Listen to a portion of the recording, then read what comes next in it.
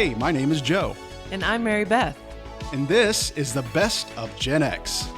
We are in our 40s. And we're siblings, We'll talk about adulting in a world so different from the one we grew up in, so excuse us while we save a generation. one episode at a time. Let's go.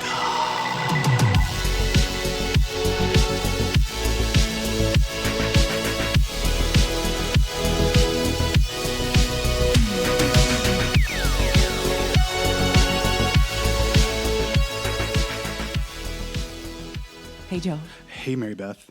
Happy Memorial Day. Happy Memorial Day to you. What a great day. It's beautiful. It's beautiful outside. You can hear people cutting the grass. Sitting here drinking a fine Pilsner beer made from America on this great day. America. I got my workout in this morning, feeling pretty good. I feel pretty guilty because the reason we are, for the first time in our podcast, we are one day behind schedule. And that's my fault. I just couldn't get my thoughts organized. I finally at the final hour texted you and was like, "Can we push back? I hate to do that, but here we are. But you know what? We're here. We're here. We're ready We're ready. to smash it on Memorial Day." I am. I'm feeling extra good today. Good. Yeah, Memorial Day has put me into that place. Yes, it often does me too. These celebratory holidays about our country and why we have the beautiful luxury of freedom that we have, that's so unique to compared to the rest of the world. These holidays make me feel good as well. Totally agree with that. And Mary Beth, God bless the USA. Yes. Also known as proud to be an American. This holiday, along with things like Independence Day, make me think of the Lee Greenwood song. Yeah. Such a patriotic song, and so I've kind of just been humming it today. Even when I was at the gym, I was humming it and kind of singing it to myself. But yeah, that song came out, I think in 1984, and it was part of one of his albums called, I think it was You've Got a Good Love Coming. Mm-hmm. Yeah, so it was a big hit, and every kind of holiday like this where you feel patriotic or extra patriotic, Yes. for some reason that song just comes to me. It lives on. And I've been singing it and humming it all day. So, yeah. So anyway, yeah, I think it's important because of this day. Real quick, we have a couple family Memorial Day honors to share. First is our great uncle Charles O'Brien. Yes. So that would be on our father's side.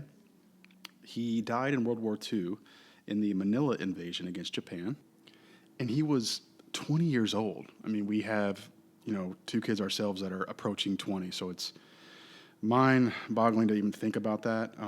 He had to take over because his platoon's lieutenant had been killed, and so he was next in line. So he had a lot of responsibility. He posthumously received the Silver Star Medal, which I had just found this out recently by Dad. There are only two awards higher, and those are the Distinguished Service Cross and the Congressional Medal of Honor. Super cool. He was, that he received that honor. He was buried outside of Manila on the main island in the Philippines, which is where I was born. Thank you. Also, our great uncle, William Everett, who was a fighter pilot in World War II as well. He was in the European theater, which basically means, there's two pieces to that war, right? There's the Pacific and then there's the European side. Mm-hmm. So he was in the European theater and encountered German fighters while escorting American B-17 bombers and was shot down by enemy fire. Amazing. And he was actually buried in Paris, France, of all places, because as I understand it, it was pretty difficult at the time to get. There were just so many people that had perished because of the war, and it was so difficult to kind of transport people where they needed to be after they had passed. And so, yeah, they buried him in Paris, France. So just wanted to call that out because, as we know, Memorial Day is honoring those who have lost their lives in the line of duty or in the wars. So It's so sad, but it makes me very, very proud to know that we come from that kind of stock. Absolutely. Yeah, we had a long line of relatives that joined the military, and Including Dad. Yeah, including Dad, and I think we've mentioned that. And our grandfather was in the Marines, and He was in the Korean War. Right, and I think he was a drill instructor at some point. So, and then a couple of Dad's brothers, I believe, served some time. So, yeah, super proud, a lot of pride in it, and just thankful, really. All right. Well, what's up with you? Not much. Just work's pretty busy. So on the personal side, just really haven't been able to do much other than we're kind of embarking on this big industry deadline in the next week or so. So just been doing a lot of work stuff. Tried to sneak in a couple golf rounds here and there. How about Suits? You've been watching Suits? I know we've talked about that before. Where are we at? Well, I reached a certain point where I stopped texting you updates. I kind of got the vibe that you were getting annoyed with me. Jokingly, I was jokingly annoyed. Well, I think I was overdoing it, but I did finish a little over a week ago. I loved the show. I thought it was just as great as you made it sound.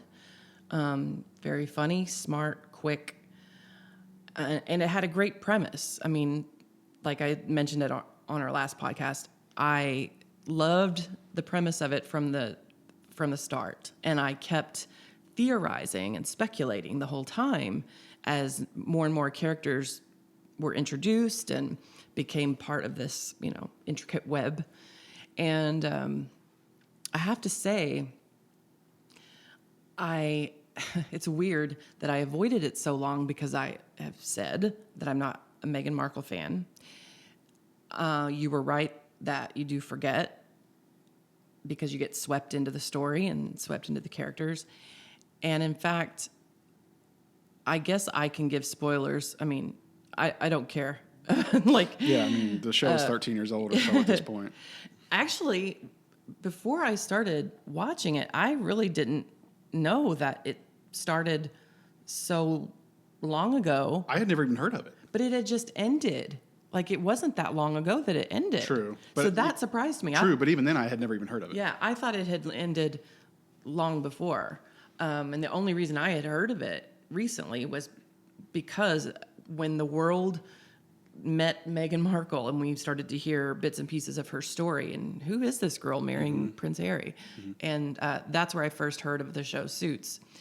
So it did surprise me that the show actually ended as recently as it did. I have to say, my point is, I avoided it because of her. And something just didn't feel right after she left. When she and Mike moved, I was really shocked. I was shocked that his secret was revealed so early in the series. I later looked it up and realized that they left because she was getting married. Exactly. And it was like a real life she had reason royal why. family Yeah, it responsibilities was at like the time. 2017 or so. So Right. like right around then. So I get it, but I feel like it would have made more sense to end the show there, to Right. try to wrap it up there, because Mike and Rachel were so much at the heart of the story. And the relationship between them, the relationships that they each had with other characters, him with Harvey and her with Donna and Lewis. And I just felt like the show, something very important and significant and powerful died when they left, because it really did become an entirely new and different show. Yeah. And maybe that's no fault of the writers, maybe that's not the fault of any of the producers of the show, because no one expected at the beginning for her life to take the turn that it did. Right. Even her. Like, you know what I mean? Right. So I understand how they had to kind of adapt. I just don't quite understand why they continued on for 3 more seasons after that. And I have to say, there for a stretch, I was telling Josh, I'm not even sure why I'm still hanging on. And I think it's just because I've invested too much to not see Harvey and Donna finally get together. That's what I was hanging on to in the midst of all the changes. I mean, and Jessica leaving was huge. So just these key characters had so much influence over the story itself that it just felt so empty. And while I do think that the actors that joined after that and the things that were going on in the firm, and they had interesting storylines, it was still enjoyable to watch, but it just felt like a weird an abrupt shift as a viewer that disappointed me. It just felt like two completely different shows mashed together. However, at the very end, when Mike came back for a couple of episodes and the thing with Lewis and his Sheila and then the baby and the wedding. I love Sheila, by the way. I do too. I love that. She's in some good stuff. Rachel Harris is She's great. in some good stuff. And you were right when you told me that I didn't have anything to worry about in terms of like huge How I Met Your Mother / Game of Thrones letdowns. You were right. They wrapped it up in a lovely little bow, and we got to see Harvey and Donna get married, and that was really lovely. So it came back, it kind of circled back to what made it special in the first 5-6 seasons. Yeah, that's what I was hoping you would say. And I hated not being able to tell you about after Mike and Rachel left the show. Oh. I hated not being able to go into it, but Yeah. I just wanted you to find out for yourself, and I think you took it the way I thought you would take it. And that's what I meant about the ending was, like to your point, everybody kind of ends up happy. Harvey and Dawn end up happy. You assume Mike and Rachel are going to live this happy life, which we know.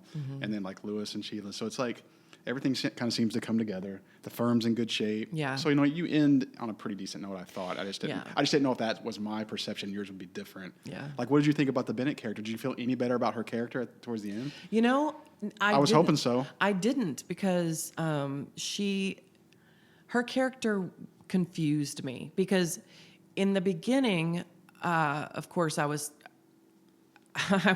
not ready for her wretched face, and then I kind of enjoyed her relationship with Lewis. I thought, okay, this is fun. They had a really fun, quirky relationship, and she was a great counterpart. She was like the female Lewis. But then she spent a couple seasons looking like she's standing in ballerina pose with a sad face and a tilt in her head in every scene, where she just started to seem pathetic as a character. And this is not against the girl that if you know, you know. That you loathe entirely. No, it's not about her. I'm just talking about her character. I don't know that her character was well fleshed out because she seemed like fun and quirky and Lewis-esque, and then She was. Like, you hit it. Yeah. The female Lewis. That's the best way to say it. and it was fun. Their dynamic was really fun. But then she became this wounded little flower that was kind of pitiful and pathetic. And then near the very end, she seemed just like a goody-goody tattletale. But then her name ends up on the wall. That really shocked me. That really shocked me because Okay, I didn't get feel it. I didn't feel like her character. It didn't feel like an authentic evolution for her name to be on the wall at the end. That's fair enough. I appreciate you watching it. Oh, I really did enjoy it. Yeah, I love it. Like, I'm motivated to see it again now. Yeah. Yeah. Well, when it ended, I did want to. Part of me wanted to go back and just watch the first 6 seasons or 7 seasons. Yeah. Because if she had not run off and married Prince Charming, literally, Right. I think that the show had so much potential in taking Mike as this genius, taking that all the way to the end. Yeah, agreed. Like, I think that would have been a better show overall, but I agree with that. you Well- can't plan love. Right. But I do appreciate you watching it. That makes me feel good. I'm like, yeah, one show that she actually watched on my recommendation that she Yes. liked. So feel good about Yeah. that. So now So what else are you into? Now it's time for you. Side note. Now it's time for you to get started on Schitt's Creek. Chop Chop. Okay. Yeah. So That's good. on the list. And the episodes are not that long, and the seasons are not that long. We're at 6 seasons. So good. Okay. So good. And I want you to text me all the way through it because when I recommend a show and someone watches it and loves it just as much as I do, I love hearing about their journey watching it. So I invite your commentary along the way. I wasn't truly upset. that you were texting me about it. You were getting so emotional that it didn't. You were, but I was like, I loved it, but at the same time, I'm like, I just want you to find out for yourself. Like it wasn't bothering me. Yeah. I jokingly was like acting like it was annoying Well, me. But you were surprisingly tight-lipped. You were not giving me anything. Mm-hmm. Like no hints, no clues, no encouragement. Like hang in there. Except that one time where I was like, is Harvey still breathing? I said something like that. And you're like, okay, I get it. Right. I was like, he's in jail. What's happening? Right. Is Harvey still alive? Okay, thank you. Yeah, you're right. Well, then after that, I mean, Harvey wasn't going to let him go down like that. I know. Harvey's amazing. God, amazing. what a character. And you know what's cool? I always liked him because he is in like the first season of Sex and the City, one episode. Oh, see, I wouldn't know that. But. Yeah.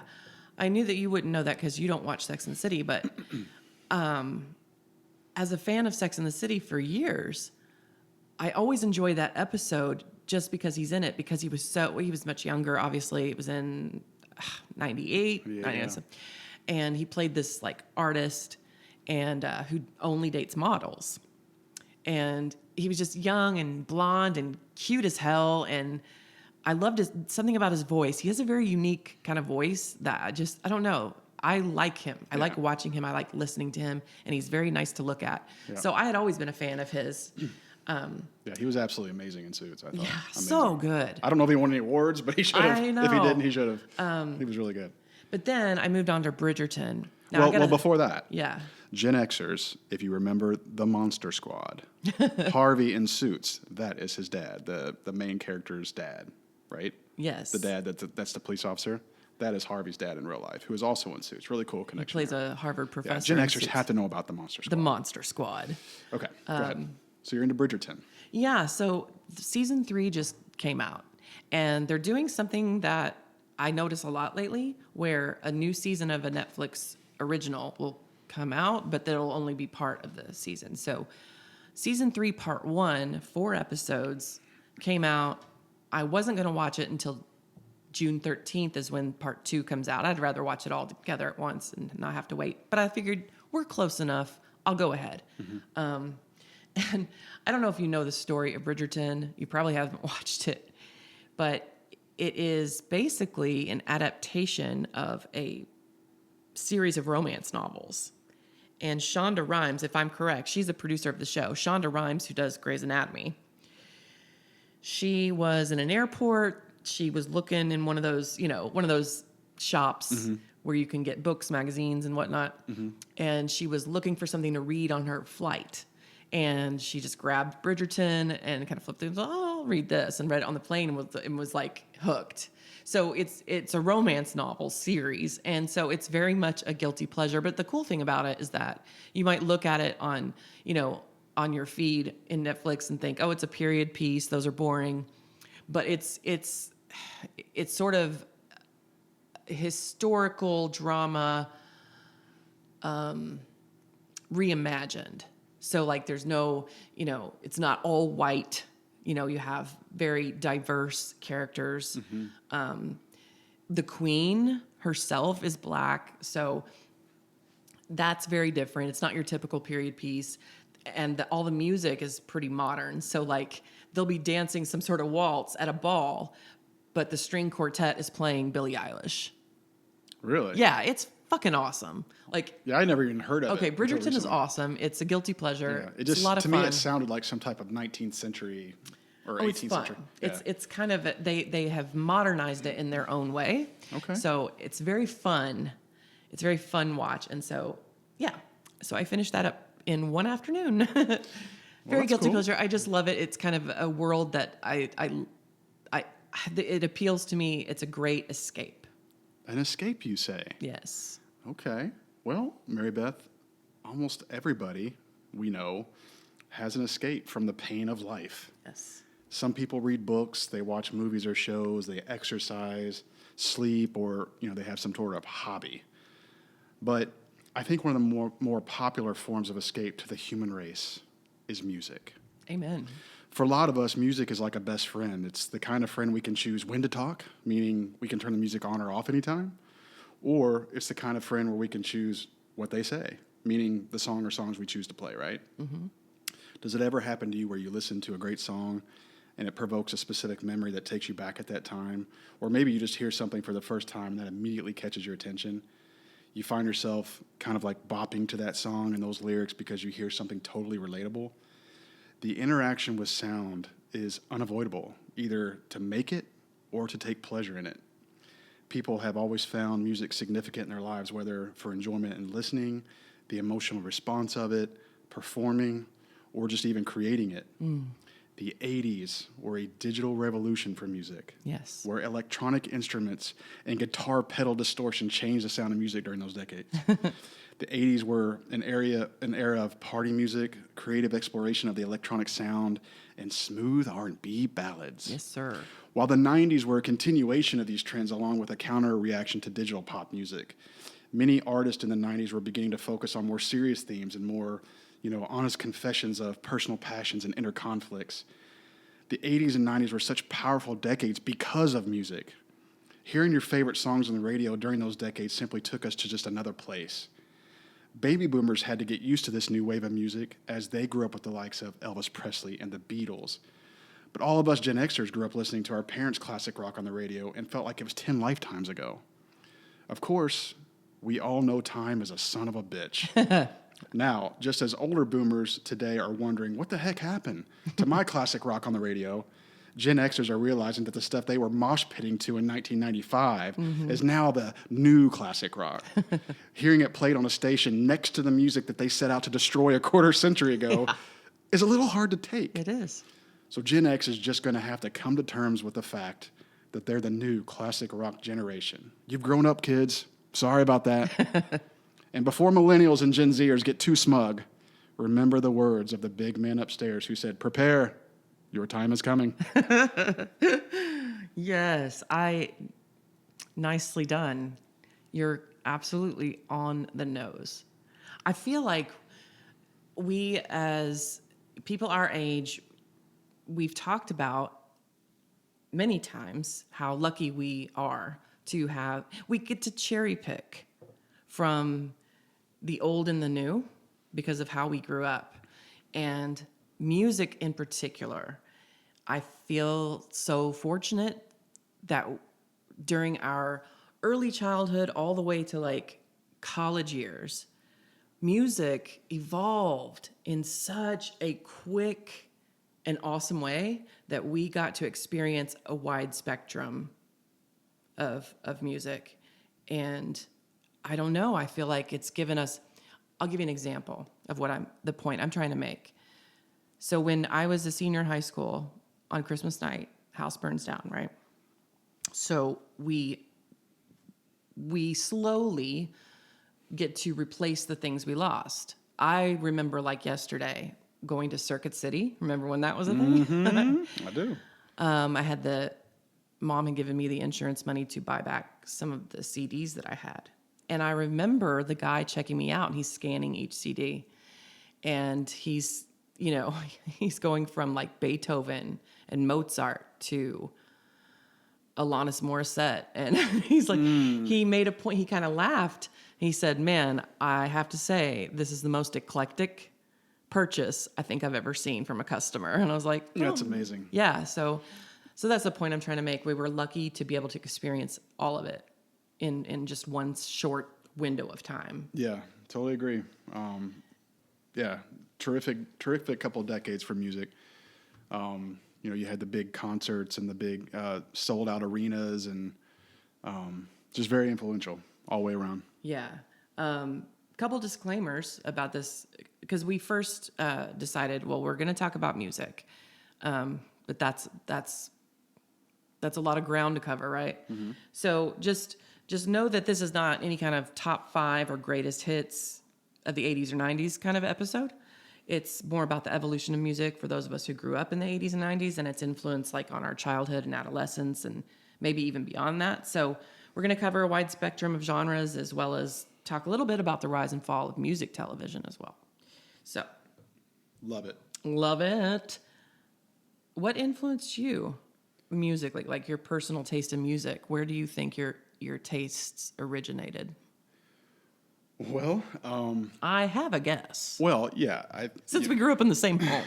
Did we? Oh, yes, we did. Yeah, I think we would both probably be remiss if we didn't mention our dad. And, our dad was, he was able to play the guitar, and we would just come home sometimes and hear Dad playing the Beatles, downstairs in the basement. And so from a very early age, you, me, our other sister were able to sing Beatles songs when I don't think a lot of kids our age were, or maybe they were. But I think that kind of struck a chord with me for sure. And it really started getting me interested. I'm like, wow, because I always looked up to him so much anyway. We've talked about that. It's like just seeing him play the guitar. I was like, wow, he can just do everything. I remember thinking that. I'm like, he can just do anything he wants. And it kind of just, influenced me in that respect. Like it got, basically what I'm getting at is it got me into music, was just hearing him do that. And then, or seeing him do that even. And, just being in the car with him and him putting it on the radio and putting it on that station of the music that he grew up with. Now, as kids, that probably wasn't our first choice of music, but... Yeah, well, hey, did any Gen X kid get to touch the radio? No. No, in the Absolutely car? not. Absolutely not. We had no authority over the control. radio station. No, we just dealt with it. But, he would just sit there, as you know, and he would snap his fingers along with the songs, and he would sing along. And I don't know, I would just sit there and just kind of stare at him and be like, this is so cool. Like, I'm like watching our dad be a kid almost. Exactly. And listening to his generation of music. So that was a big influence. Well, Dad's always had, wouldn't you agree, Dad's always had a very contagious enthusiasm. Oh, yeah. 100%. Yeah. 100%. Yeah. He got me into so many things because of how he reacted to those things. Yeah. You know what I mean? I didn't mind. I don't remember ever minding that we didn't get to control the music in the car, because Dad had such fun taste. Yeah, it wasn't like he was just he wasn't like he was just sitting at 10 and 2 and just staring at the road. He was getting into it. Oh, yeah. He would nudge you a little bit, I got mad at it then because I was a whiny little kid. But now I think it's cool and funny, as he used to say, oh, who sings a song? Oh, right. What band sings a song? Yeah. And I'd be like, and I remember I would almost cry. I'd be 6 years old. I'm like, Dad, how in the heck would I know? That's so funny you say that, because I just realized in this moment, most of my useless music history knowledge, trivia that's stored somewhere in my brain comes from those car rides. Like, he'd say, this group, they were all trained at Harvard. They all studied classical music at Harvard, and it's just crazy little facts like that. I would get mad as a kid. I'd be like, Dad, how would I know who sings this? How would I know that? And he'll say, this came out in 1968 when I was a sophomore or freshman in high school. Yeah. He would know when they came out and everything. And I caught myself doing that to my own kids when I was growing up. I was like, oh, this song was big when I was a sophomore in high school. You know? I have to admit, sadly, I'm not as good as Dad at getting, Mallory interested in the same kind of music, the way that he was able to get us interested. But he had us hooked, and yeah, he was a big one for me, I'm sure.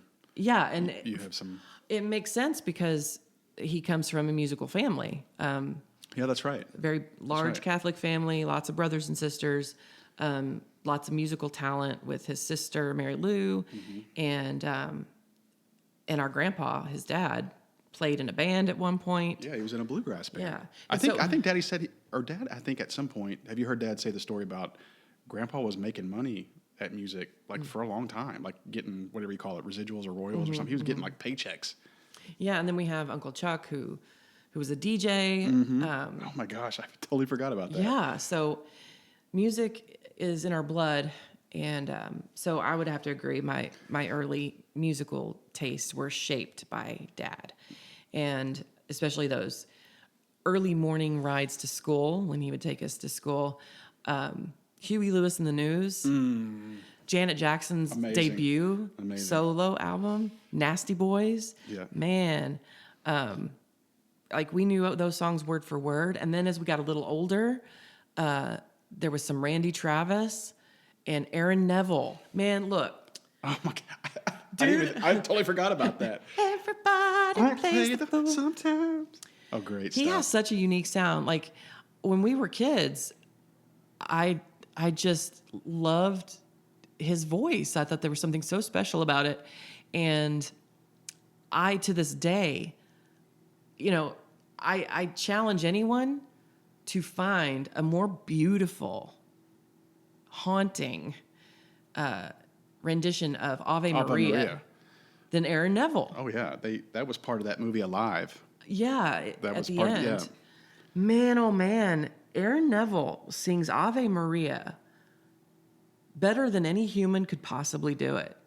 It's so gorgeous, and I've been a lifelong fan of that particular song because of those early car rides. for sure. Oh yeah, and I know we're gonna get into some stories, so let's hold off on that because I think we got some good ones. Oh yeah. But yeah, my influences were obviously Dad, getting me into the Beatles and things like that. But just for myself, it was like I loved listening to Journey because I thought Steve Perry's voice was amazing. Sure. And to be frank, that kind of kick-started my interest in I want to sing.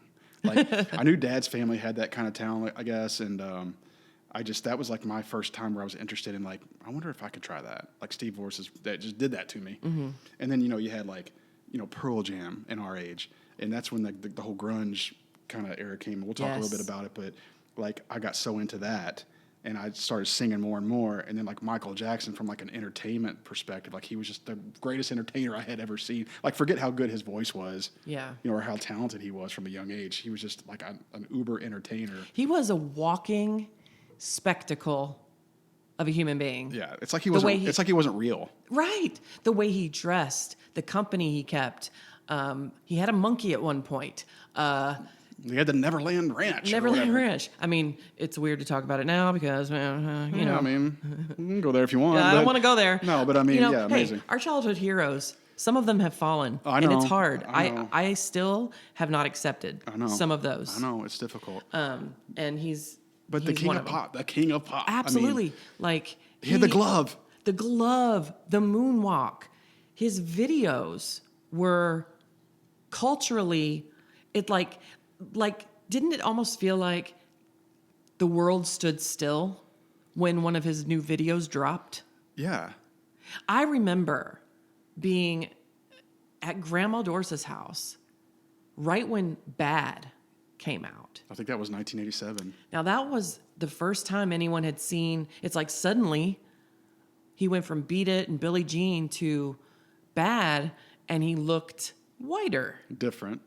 And his hair was different, and his face looked like it had some work done. Yeah. He looked his hair strange. was a little bit longer. His hair got longer. And at the time, now see, we know how his look transformed. And so I look back at Bad, and it's oh, he looks pretty good. But I remember at the time, we walked into Grandma's house, and she had just seen it on the news, about this video. And she was like, "Did you see? Oh, it's so sad."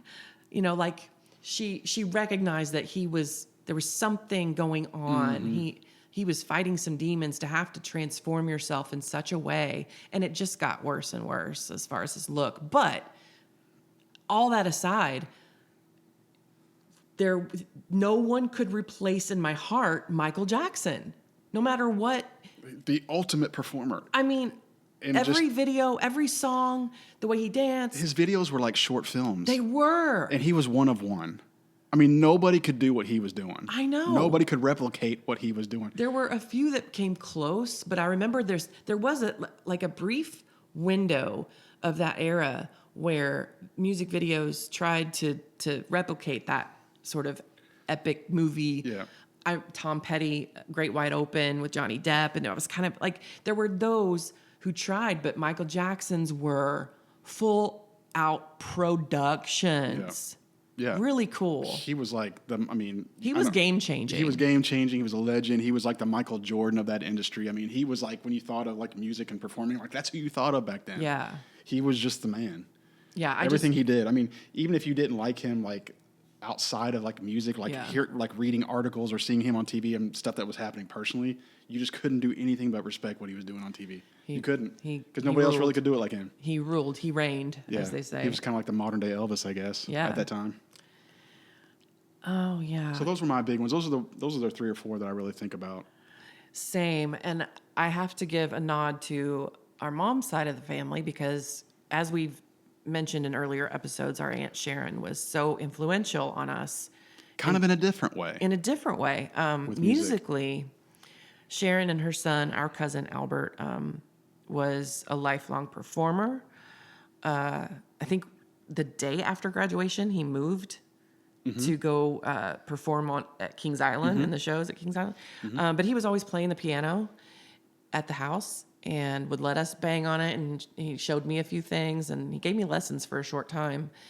And I have Sharon to thank and Albert for my love of musicals. Broadway show tunes. I mean, we're not really going to go into those on this episode, but I have to give some love and respect to that part of our family because my life was greatly changed by that. Same. By that influence. Never really honestly acknowledged musicals until we started hanging out at Sharon's house. And looking at her tapes that we've talked about. Or when she would, if she was babysitting us, she would take us to work with her where she was a custodian at the high school and we'd sit in. I remember sitting in on Grease rehearsals and You're a Good Man, Charlie Brown rehearsals where the kids looked like they were 25. Right. And but it got it. But it, again, we're not going to talk about classical and musicals and stuff like that. But it got us interested in theater, singing and theater. And I was the athlete that was in The Sound of Music, and I was the dentist in The Little Shop of Horrors. I was Captain Von Trapp, for God's sake. So it's like, would I have ever dreamed 10 years before that I would ever do something like that? Right. I would have only been able to even think about that or entertain that idea because of the things. Yeah, like in middle school and that kind of age, there you had a lane and you got to stay in it. You got to stay in it. Yeah. But then as we got into high school and college, there was so much crossover as far as like musical interests. And so that was cool. Yeah, good stuff. Let's talk about music on the go-go. Let's do it. Like cassette tapes and the Walkman and CDs. I remember my first cassette tape. What is it? It was Or what Christmas. was it? It was Christmas. It was a Christmas present when I was really little. And it was Phil Collins. No Jacket Required. I have the entire album on my phone. Dude, Phil Collins. Say I'm too young. Great song. Oh my gosh. I mean, there's something about that. And he's another very unique sound. He's someone that you hear on the radio. And I don't feel like we have artists like this so much anymore. You turn on the radio, you hear his voice, you know that's Phil Collins. You hear Bob Dylan, you know that's Bob Dylan. Yeah. Every single time Mallory and I are in a car together and we're listening to the radio station, every song I'm like, who's that? Who's that? They all sound the same to me. It's all kind of manufactured and doctored and their voices all sound the same. all the same. Yeah, it's. But Studio. Studio. That was my first cassette. Do you remember yours? Yeah, but like on Phil Collins, real quick, I thought he was so interesting because he could be the lead singer, but then he could get back on the drums and sing while he's playing drums. I just thought that was so cool. He might have been the first person I ever noticed that did that. But like appearance-wise, he doesn't look like a superstar. Like he looks like your dad. He was just like a little bald computer nerd or something, but he got out there and just jammed. Yeah. He looks like your neighbor. Right, exactly. I totally agree with that. My first cassette tape was Def Leppard's Hysteria album. Really? Fantastic album. Do you remember how you acquired it? I'll tell you, it was like a July 4th type of thing at our house, and our cousin Chucky gave it to me. Aw, Chuck. Yeah, I don't know why, but he's just like, hey, man, here, enjoy. And I was, didn't really know much about him yet. It was like 1988 or whatever it was. And I popped that sucker in. And I was like, it changed my world. Dude. It changed my whole world. And then they had if I needed a reminder of how awesome Chucky and Gwen, our cousins. Amazing people. So, and then they had the drummer with the one arm. Yes. So I was so intrigued. And of course the sound was just something you had never really heard before. Oh, I know. And they had so many hits. It wasn't like they were a one-trick pony. They had so many good, so many good songs. Fun fact about Def Leppard, I recently saw a video, and I don't know if it was part of an official documentary, but it was specifically talking about the making of Pour Some Sugar on Me. It was the last song, I believe, of that album. And there was some kind of delay because something about the album just wasn't quite, they couldn't put their finger on it. We can't release it yet. It's not ready. There's just something missing. And Helmut Lang, who's the famous music producer, ex-husband of Shania Twain, one of the I don't know if it's the lead singer, one of the band members was telling the story about how they had that song, but it was like too fast. They were playing it really fast, and Helmut Lang said, "No, we got to slow this down. We got to get the women on the pole." Interesting. I know. Not heard that. Yeah. So, and that's what sealed it. Like that was it. That made the album like, okay, the album is now ready to release, and it was just such a banger. A banger. That's absolutely the best way to describe it. It makes so much sense. When I heard him say that, I was like, that's why I love the song. Like, there's something so fun and sexy about it, and I can see that like that vision of his makes perfect sense to me. No, that's great. I'm glad you told me that. Yeah, I just thought their sound was so amazing and unique, and I thought the lead singer's sound was unique. And Josh and I saw them when they came to Yum Center. Don't tell me that. Yeah, it all just meshed together. Everything just was perfect. Yeah, and they sound great live still. And they just got so, like you said, bangers. They got so many bangers. They got Animals, Pour Some Sugar on Me, Hysteria. They got just good stuff. Love Bars. I mean, there's just so many good ones. Anyway, yes, I agree. So that was my first one. Yeah. So, I remember my first CD, or CDs, I should say. I think it was my junior year, because the CDs weren't really mainstream until like mid high school for me. I remember I believe my very first CD that I bought. It was either Throwing Copper. Oh God. Dude, one of the best albums of all time. Of all time. There is not a skipper on that disc. I also have that whole playlist or that whole album on my phone. Same. It's amazing. There is not the band live. The band live. There is not one bad song on Throwing Copper, and it will forever live on. And for me, as one of the best of all time. I'm down with that. For so sure. Throwing Copper and Jagged Little Pill. Alanis Morissette. Who is this Canadian who's so angry? And who is she so angry about? The dude from Full House. Right. Cut it out. Hey, cut it out. When I found that out, my brain broke a little bit. I'm like, wait a minute. This kick-ass song, you're talking about, oh my gosh, doing things in a theater and like nails down the back. It's about him? Girl. Right. Great point. Because I guarantee you the majority of people don't realize that. I guarantee you. By now, you think? No, I guarantee it. I guarantee it. I thought it was common knowledge. Because I just figured it out recently. Really? Yeah. So I guarantee, and I'm pretty plugged in. I feel like. Okay. So I'm glad you added that. Surprised that. Okay. But again, like so good. She is proof positive that you don't have to have like the sound. You just have to be unique in how you sound. Like she was so different. Like there's so many different styles of like singing, and people have different sounds. And it's like I think some singers feel like they have to be one certain way, and there's just not one way to do it right. Like if you just find that unique way that makes it sound, I don't know, special, new and fresh and special. So it's not. So it wasn't like she was the greatest singer in the world. But she does. But the way I know, I recently found out just how talented she is when you hear her like acoustic. Sort of an unplugged situation. She does have a gorgeous voice. But my point is it's different. And it was different, and it just fit with what she was trying to accomplish. Yeah, she had a very different sound. Yeah. And it was fresh and new. It was like you hadn't heard anything really like that before. And she was a woman. And it's not that we didn't have female artists who were, platinum level. Right. We certainly did. But she was a woman rock star. Right. She was a rock and roll. Yeah. And we didn't have very many of those. Yeah. I mean, you have your Stevie Nicks and your Joan Jett and Pat Benatar. But suddenly this girl comes onto the scene with this long hair. You can't see her face. She's pissed off. Yep.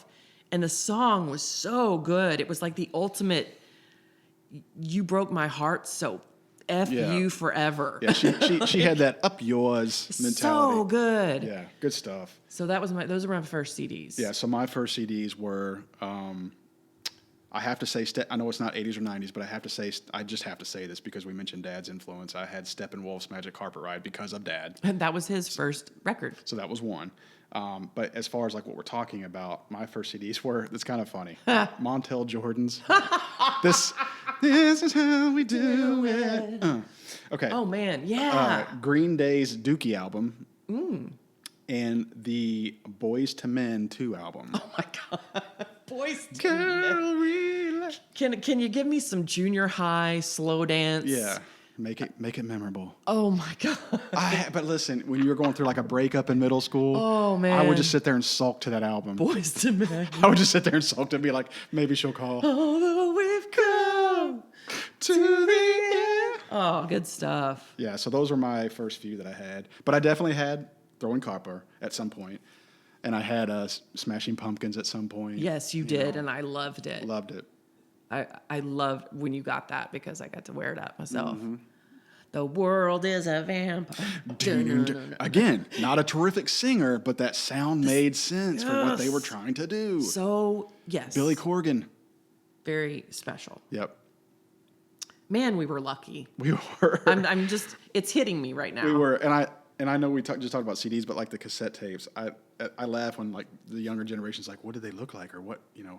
and then you'll see kids wearing like throwback T-shirts of like a picture of a cassette tape, but they don't really like know what it's about. What's funny is the T-shirts and the memes. It's the cassette tape with a pencil. That's exactly what I was gonna And say. they're like, what's that mean? I was gonna say, Mary Beth, how did we fix it? If the film got loose in those cassette tapes, how did we fix it? A number 2 pencil. A number 2 pencil. Had to be a number 2 pencil. And it fit perfect. Fit perfectly. And that shit would work every Yes. time. It would roll it back. Because see, kids, the film inside of it, that little, what would you call it, tape, it would sometimes get crinkled.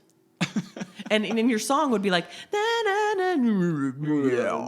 and you'd have to open up the jam box, Yeah. get Now- it out, now listen. carefully remove. Carefully remove it. You had to be careful. So we have talked about Saved by the Bell. There's that episode where Screech is like playing the Glee Club, Right. And the tape's going too fast, but the film's like coming out real fast on his face. Like that's what we dealt with. Like if it malfunctioned, it was, and if you didn't catch it quick, Yes. If you didn't have a pencil on standby, Yes. that film, you were done.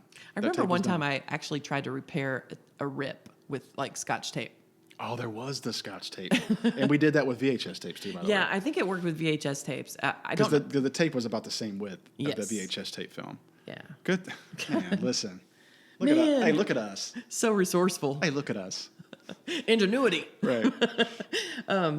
What about your first concert? Concerts. Mary Beth. I know mine. What was yours? Because I'm I drawing a believe blank. it was the summer before 6th grade, and I even remember the outfit I wore because I was like, "This is my quote concert outfit." Mm-hmm. But I'm a little embarrassed to tell you that it was at what's the baseball stadium in Louisville? Right now it's Slugger Field, but it was Freedom Hall. It was no, not Freedom Hall. It was the Redbird Stadium. I guess. Yeah. But it was I'm barely in 6th grade. I'm with my sister. She's 2 years older than me. Oh, I think I know where you're going with this. No parents. I think I know where you're going. Mom and Dad literally dropped us off in Louisville at the stadium. With this. Is it Is that what it is? The right stuff. You got the right stuff, baby. Did you wear those really silly black hats? The one that Joey or whoever I wore? believe it. I believe Jen had one. Oh my God. She had a New Kids on the Block pillow. She had New Kids on the Block mania. Mm-hmm. So it was New Kids on the Block, and it was opened by Tiffany. The Mall Queen, The Tiffany? Mall Queen Tiffany, who I don't know that she ever wrote an original song, but whatever she copied was great. Man, the mall tours. So that was my first concert. And I like reflecting back, I cannot believe that we were just dropped off. I mean, Jen would have been, 8th grade, and I was in 6th grade. Oh yeah, that's Come on. That's blasphemous to think about like- now. Yeah. I mean, parents can't like so much as watch their kids walk into their bedroom without having an eye on them. Text me when you get to the mailbox. That's right. That's right. I'm embarrassed to say I don't really remember my first concert. I wasn't like a real big concert goer, which is kind of amazing to think about as much as I love music. But I don't know if it's just that I didn't have the opportunities or I didn't take the opportunities I had. I think the first concert I went to was like some country-ish type of act at like a festival in Louisville. I really couldn't. But but I remember it was like a used to be famous band. Like, you know what I mean? Like, Yes. used to be well known. Now they're playing for like 200 people at, some barbecue festival in downtown Louisville. I truly don't remember who it was, But I know. but I've been to Everybody some, feels the vibe, yeah. But I've been to some since. Like the state fair. Yeah, exactly. Like, hold on, let me go get some funnel cakes. Be right back. Yeah, so I can't remember who it was, but that was my first concert experience. But I've been to a few since. My my concert experience in my adulthood has been fantastic. I've never really been big on crowds. I get a little anxious, the parking, and I don't know. It's not the best situation. I don't feel the most comfortable, but I obviously want to, experience, my favorite artist. Right. And as an adult, I have been fortunate enough to see some amazing people, and I would just like to list some. And most of the ones that I'll mention have been with Josh, but some of them came before my relationship with Josh. By the way, this Friday we will be celebrating our 9-year anniversary of our very first date. I'm very excited about Kudos. it. Yeah. Congrats. Yeah, we're gonna go see Jordan Peterson. Oh, amazing. Very excited. Anyway. Yeah, okay. tell me about it. So we have some criteria because at this age, it's kind of a racket, So most of the time, it'll be at the Yum Center in Louisville or at the Palace, and we arrange for a hotel, like the Galt House. Normally, we'll stay at the Galt House, just so that we don't have to worry about fighting the traffic on the way home because it's late. Blah blah blah. So we always make sure that it's very worthwhile. So we're talking about bucket list artists, worth the money, worth the hotel stay, and all that. We have seen Madonna, Bob Dylan, Def Leppard. We've seen Fleetwood Mac. We've seen Stevie Nicks. Most recently was Stevie Nicks at the Yum Center, and we were like row 4. He was amazing. I've seen Kelly Clarkson. I've seen Alanis Morissette. I've seen Sarah McLachlan twice. I've seen Sheryl Crow 3 times. She puts on an amazing show. I've seen Taylor Swift. I know I'm missing somebody. I've seen Kristen Chenoweth. I took Mallory when she was little as a Valentine's Day gift to her. We went to Louisville for dinner and saw Kristen Chenoweth because Mallory was such a big fan of Wicked. Okay. So I've seen some amazing people. I'm such a loser. Why? Because I've only been to like 4 in my whole life. Well, if it's not your thing, it's not your thing. But it frustrates me because I love music so much. Like, Yeah. how could that not have been my thing more? Because I was just busy doing other cool stuff. But I have been to I've been to Goo Goo Dolls once or twice. I've seen Uncle Kracker and Sugar Ray. You know what? That one that's worth mentioning for Gen Xers. The night before my senior year of high school started, me and some buddies went to. Josh was with us, by the way. He rode with me. And He rode with me and our friend Ronnie. We just clowned on each other the whole way there. Yeah, he told me that story. Like literally, I think I was straddling Ronnie's stick shift, and Josh was sitting shotgun in Ronnie's little Toyota truck. Yeah. Because when we passed Menards, we joked about Menards, like this hardware store. Oh my God. We made fun of that name as 17 and 19-year-olds for forever. The man is about to turn 46, and he still makes that joke. Well, he made that joke when we were passing funny. it. We were passing it in Indianapolis. So we go to Deer Creek or whatever it was called. It was a huge amphitheater, and it was the night before my senior year started, and our parents said, I said, Mom, can I please go to this concert? I wasn't going to get back until like 3 or 4 in the morning. They said, as long as you make it to school your first day of your senior year, you can go. And I was like, I'm done. It was Rage Against the Machine. Wow. And Wu-Tang Clan. Oh my God. It was amazing. I mean, that place was absolutely packed. So I do remember that one. I went to Deer Creek in college. We drove there from IU for Lilith Fair, which was one of the times that I saw Sarah McLachlan because she's the founder of Lilith Fair. Hey. But I know. Can't be beat, that girl. And she's doing her album Surfacing, which is my favorite. I've heard that she's going to do a tour of that. Okay. Oldie and goodie. Yeah, and I think the most recent one was a few years ago. A group of us we got like a party bus and went to Yum Center, I believe it was, and it was Color Me Bad. So Gen Xers, you remember Color Me Bad? Of course. Yeah, and like the lead singer was like huge. Like he probably gained like 150 pounds since the early 90s. But it was just like, it was cool. Just like that was recently? Yeah, probably about 4 years ago, 4 or 5 years ago. Oh, I forgot one of the most significant concerts of my life, Lady Antebellum, Lady A, as they're I remember that. called I now. remember. Yeah. It was really cool because the concert was happening because of me. Ha ha ha. Really? You don't know. Was this because of the Henryville? Yes. Okay. So I entered the video contest. I submitted that video, Listen, and I it's knew. been like 12 years. Hey, it was back in 2012, March of 2012. They had this contest, this national contest called Own the Night with Lady Antebellum. And they were like, if you want us to sing, perform at your prom, send us a video telling us why we should come to your school. And we had just had that terrible tornado go through Henryville, which is just down the road from where I taught. And I taught a video production class. And we had just, thanks to our friend Dustin, we had just picked up some awesome momentum for the first time. We were finally being recognized. And it was just, we were just on this wave, right? And so when that contest came out, everybody reached out to me on social media saying, you've got to tell Mary Beth about this. Long story short, as soon as I heard it, I thought I had the idea. I'm like, I'm going to win. And I produced it, sent it in, and I only had a week to do it. Dustin helped me a great deal. Thank you, Dustin. He had a lot of the resources that I needed.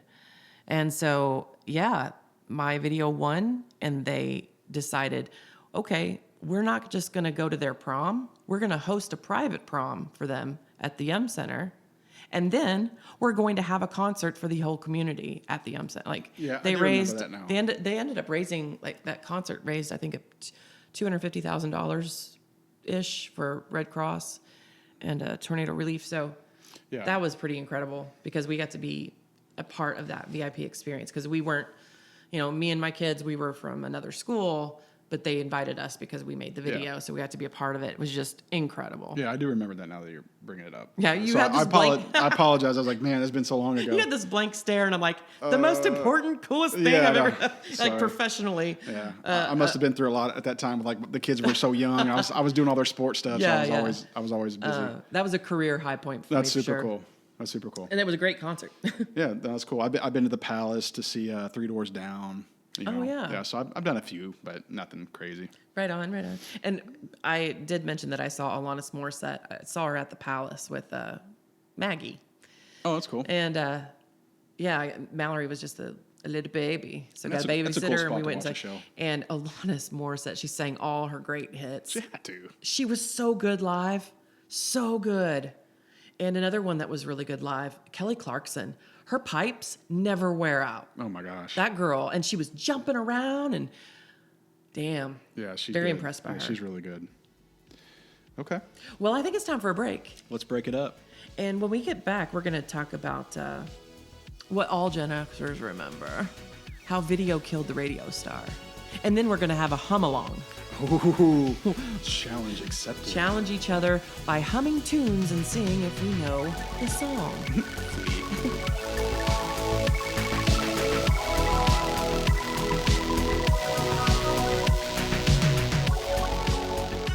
Hey, we're back. We're back, baby. Yeah, I missed you, Mary Beth. Missed you too. Missed you too during my little break. So, last segment, you had some funny music-related stories to share. Yeah. That we missed. Yeah, and I think you're going to remember some of these when we were kids. Okay. Bring it. So this is going to be fun or funny or both. Okay.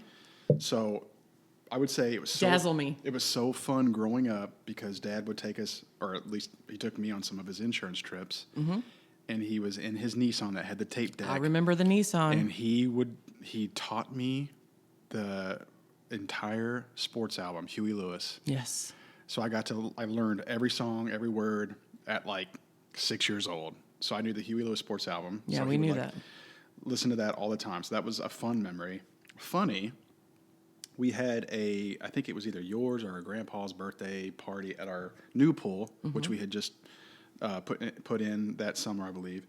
and we were getting the big, camcorder out to record, and I was lip syncing Funky Cold Medina on Funky a Cold Pools diving board, Man. which still lives on a VHS tape at our aunt's house, because I had it texted to me recently. And I was like, burn that to the ground, Burn please. that to the ground. Yeah, our nephew texted to me, and he was laughing in the video. Yeah, because I think recently Jen found this lost collection. Yes. And Mallory texted me some stuff, and Yeah, they Funky Cold Medina was by like, Tone Loc. get rid of that tape. And I apparently only had like one dance move because I used it the entire song. They loved us to perform. I know. I don't know why. They got such a kick Don't out know of it. why. We thought we were good enough for Star Search. I think we brought that Yes. up in a podcast. I think that's They hilarious. inflated our egos quite a bit. Yeah. I was like, we are ready. And then there was some type of anniversary party or something for some grandparents or someone, I don't recall, but it was at a local church, and they had a microphone, and we all got up there and started singing Debbie Gibson. Debbie Gibson was Like, the why? shit. But we thought we were doing such important work. We did. I remember that. I Do you didn't remember? it It was some kind of party. It was some kind of. I think it was a reunion. It might have been. Some kind of, It was some kind of elders reunion or party or something. yeah. But But I didn't remember it until you just brought it up. But it's coming back to me, and we felt, I mean, the pressure. But we took it so serious. I know, like high stakes, man. If we Yeah. can't make ourselves Let's look hit like that fools. note together, please. Let's hit it together. I think we sang Electric Youth and like in your eyes. Oh dear God, those And poor people. Not only did we think that was awesome. I hope all their hearing aids were not turned only down. did we think that was rad at the time, but we thought we were doing some really important stuff. Fun. Most people that know me know this. I sang in a band in college. That was super fun.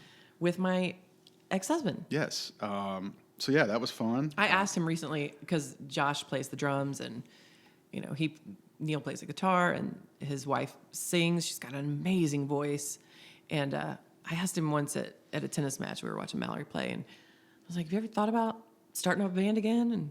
And he did not hesitate. This is very much I already know what he's. it clocks, right? Yes. No. He goes, "No." Like I barely got the sentence out. Nope. I was like, "Oh, okay. Well, tell me what you really think." Yeah. But he was like, "No, it's just not worth it."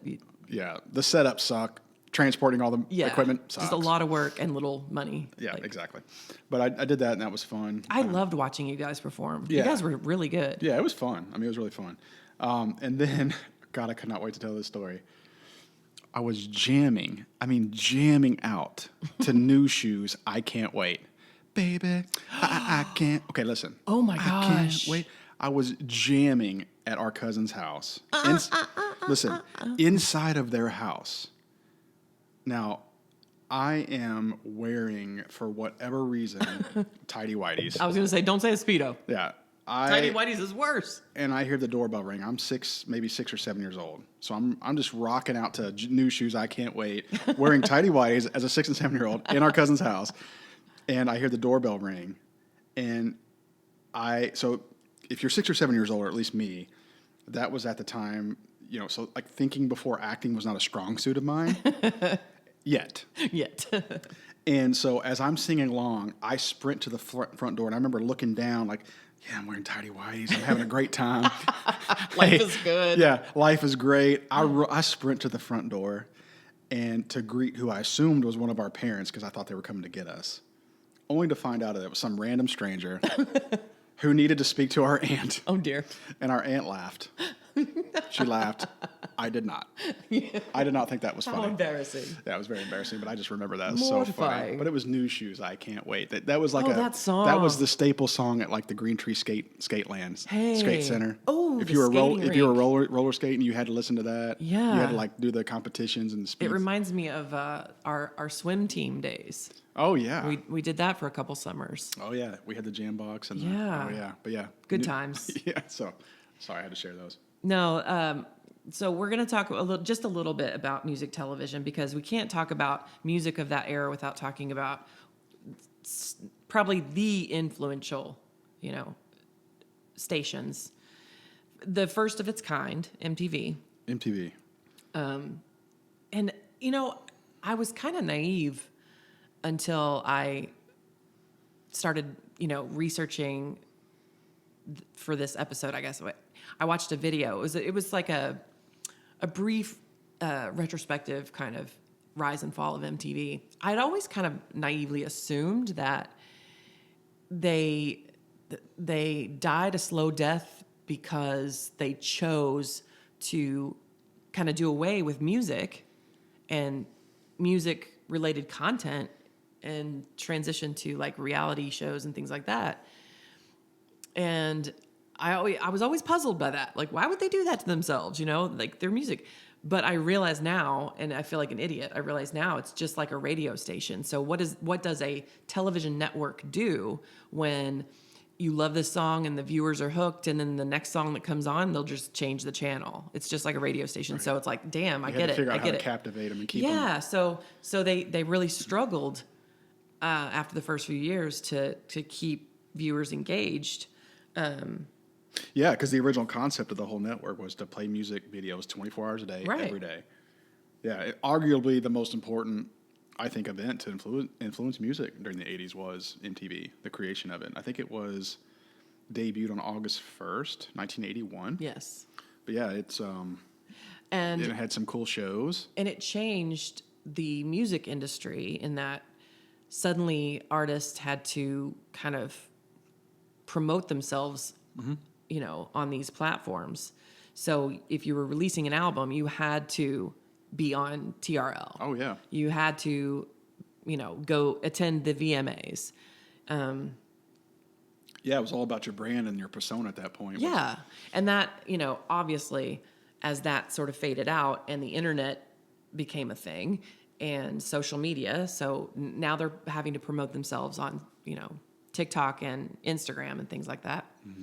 But there for a good while, artists had to be part of the MTV life. Yeah. You know, they had to be seen and heard. Yeah, the videos I thought were so awesome. Like, we just couldn't wait to get home from school and throw our backpacks down and flip it on MTV and see what video was playing. Yeah, I remember Kokomo, the Beach Boys Kokomo. Every day at like 3:30. Yes.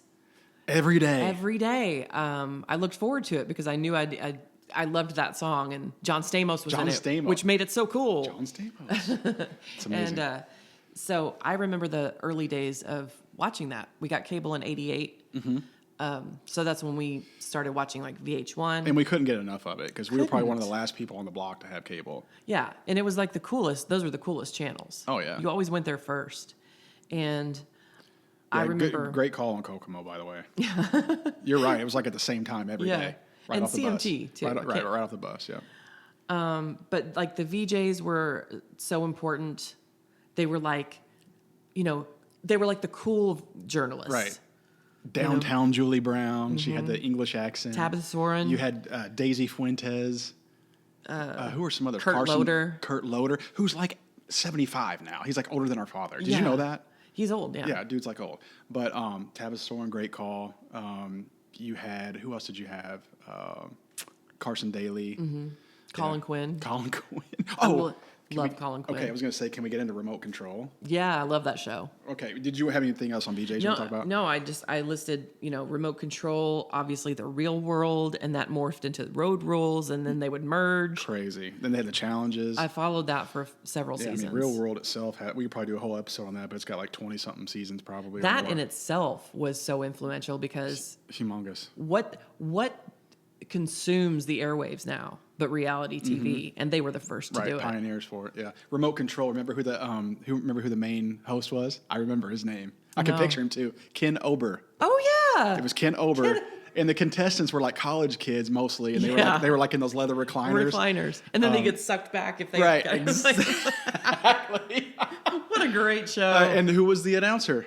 Colin Quinn. Colin Quinn. So cool. But then it had like a little sketch comedy thing to it too. Remember that? They had like, I think Adam Sandler was in a few episodes. So cool. Yeah, that Remote was fun. Control.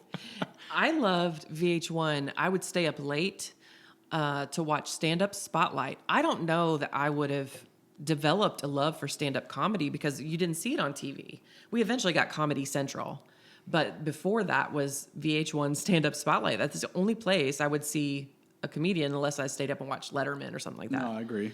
But in the late 80s, that's where I first was introduced to Rosie O'Donnell because she hosted Stand Up Spotlight. And I thought, this woman has got to be the funniest woman I've ever seen.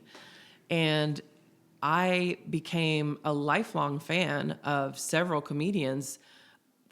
It's where I first discovered Janine Garofalo.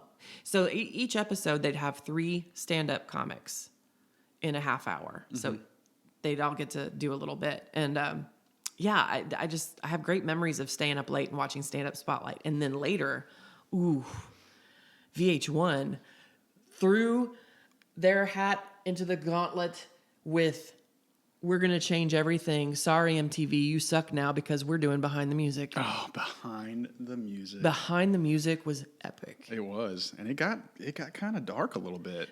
Well, I think the whole premise of that show was to showcase artists who either weren't in the industry anymore or had a fall, the rise and fall of a star. So it was aimed for artists like that, or artists who had died too young, yada yada. But the standouts, like the very first one was Milli Vanilli. Oh yeah, So I remember that being the first experience for me, the first experience of redemption, because Milli Vanilli, they uncovered this terrible scandal because they were hot. They were hot there for a minute. And then it came out that it wasn't even their voices. And then a few years later, here they are on this really cool documentary style show telling their story. And there was a lot of forgiveness there. Like, Sure. They picked up a new sort of fan base. Once people understood that they weren't the ones trying to deceive people. They were kind of deceived themselves. Right. And then by the time they realized what a problem it was too late, and they had to play along. Anyway, so Behind the Music was it's etched in my memory forever. Some of the ones that stand out, the Def Leppard episode was really good. And Leif Garrett.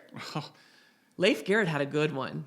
That was a good one. And yeah, that was a good one because he was more of like a child. He was a child star. He had a few hits. And I feel like they would even do like non-musical ones, like River Phoenix's death. I feel like they would do stuff like that as well. I don't remember those, but that to me sounds more like an E! True Hollywood story. Yeah, it was something like that. But anyway, Behind the Music was good. And TLC, I remember theirs. Oh yeah, because the chili, dying in the car accident or burnt whatever. the house down. Like that one, and yeah, she was married to that football NFL guy. Yeah. Oh gosh, yeah. So that was a great show. Yeah, MTV had the Unplugged. I loved. So you had like Nirvana's Unplugged. I had that. I got that in high school. So I listened to that just over and over. I thought it was cool too because like the audience was like right by the stage, and they like spoke to you in between songs and sets, it was all acoustic. Yeah, like hence Unplugged, right? A funny memory I have is when LL Cool J was like the first rap artist or hip hop artist that they had on the show, and as they were rehearsing, he said, he's like, "Can you rewind that?" And then he realized, he was like, "Oh shit, I can't rewind. We can't rewind anything because it's all unplugged." And so I remember when that first happened, we were all kind of wondering, how's this going to work? Because these artists don't dabble in this other kind of music. How is Unplugged going to affect them? That was pretty cool. But Nirvana, I don't think anybody's Unplugged. No. Came close. No. But then you had like the MTV Music Awards. I think, what did they get? The Moon Man? Dude. They get the Moon Man as the statue. Yeah, the VMAs. There have been some historic. Madonna Vogue in those like Marie Antoinette, huge white wigs. I'll never forget that. Of course, Britney Spears kissing Madonna when she performed with her and Christina Aguilera. That was a big deal. I was going to say, like in the late 90s, it was like the Eminem beef with like Christina Aguilera and all that kind of stuff. They like call each other out on the stage. Oh my God. It was like no holds barred. Like it was the jungle. Right. Like kill or be killed on that show. Yeah. No, that was fun to watch. And Kanye. But then you had like interrupting Taylor Swift. Yeah, so we talked. I'm gonna let you finish. Right. But then we talked about Carson Daly, or we mentioned him, and it's like Total Request Live was a big thing, and that's where like the boy bands started coming out with like NSYNC and Backstreet and all that kind of stuff. But Carson Daly, you had to watch that a little bit, and he was fun to watch. Yeah. Well, I think that without music television, I personally would not have been exposed to grunge. I mean, unless we were at a school dance and they played something, you know what I'm saying? Right. Like, that's the only place, that's why they were so influential, because they reached such a wide audience.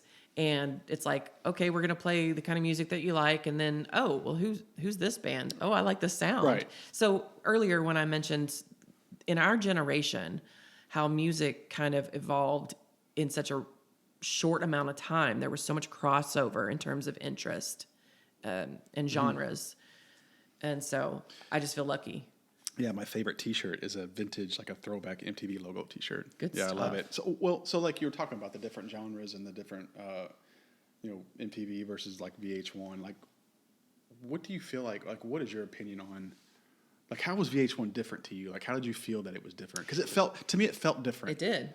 And the reason is because they catered more to adults and sort of easy listening.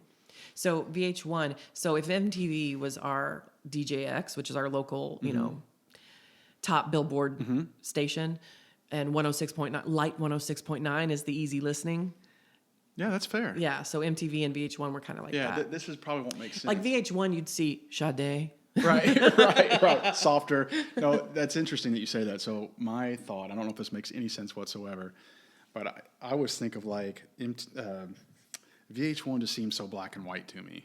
I don't know if that makes any sense whatsoever, but it just always seems so black and white, and MTV was more colorful and hip and happening, and everybody was kind of like gravitated towards it. But VH1 was more like just softer and just more black and white, more plain. It just, like more plain. That's weird. Yeah, well, I can understand that. If that makes sense, yeah. Yeah, but my take on it, because I've always been a nerd, as we know, I just found VH1 to be more sophisticated. MTV was just like a free-for-all of debauchery, like spring break, watching people dance and get drunk and grinding on each other. Hell, what was that dance show on MTV? The Grind? The Grind. Yeah. That was it. Watching people just like gyrate together, Right. like having sex with their Like clothes spring on. break each other to death. Yeah. Right. It's like, okay. So MTV to me, as much as I loved parts of it, MTV was garbage. It's where you went for the guilty pleasure garbage of life, where you saw famous people being just trash. And then the content became such Yeah, trash. it was like the Girls Gone Wild of music television. Exactly. Good call. Yeah, and like Good call. VH1 was more like you're talking about Jackass and Beavis and Butthead. Yeah, VHS was more like you are no ordinary love, and MTV was more like we're not gonna take it. Yeah. They were just so different. It always felt different to me. Yeah, and that was by design. Yeah, no, that makes sense. Oh man, are we ready for this? Now I suggested it first. I was like, hey, buddy, bruh, should we do like a finish the lyric, name that tune? And you said, no, Mary Beth, no. Did I say it like that? Well, that's how I read your text. Okay. No, Mary Beth, no. We shall do a hum along. We shall hum. I thought that would be more fun and funny. Hey, it might be. I'm going to apologize ahead of time. I am not a lyrics person. I'm the one who always gets the lyrics wrong or forgets them. I'll do my best because we can't resist singing these out. Like once we've hit on what you're humming, we're gonna start singing it, right? Mary Beth, we're gonna get so many emails from like producers and agents. It's gonna change our lives. It's gonna completely overwhelm our inbox. And I have to say, in preparing for this, first of all, my list was outrageous.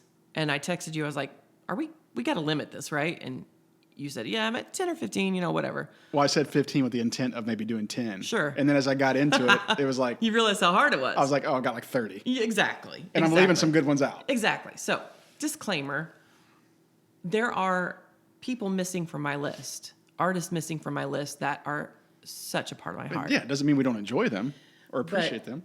Sometimes I had to some of them didn't make the cut because I am incapable of humming their song well enough. Like I got to beat on pitch somewhat. I know. I'm like, this song's too hard to Yeah. hum. Like literally if we go down this list and I don't feel like I can get the pitch right in the hum, I'm just gonna skip I'm over just gonna it. skip it. I told myself We can that talk too. about it, but I'm just gonna skip over it. I told myself that too. I'm like, in the moment, if I don't have it, Right. I'll stop. Right. I'll skip it. But I discovered, well, I already knew this, but in sort of preparing this, I thought, man, it is so damn hard to hum a song well.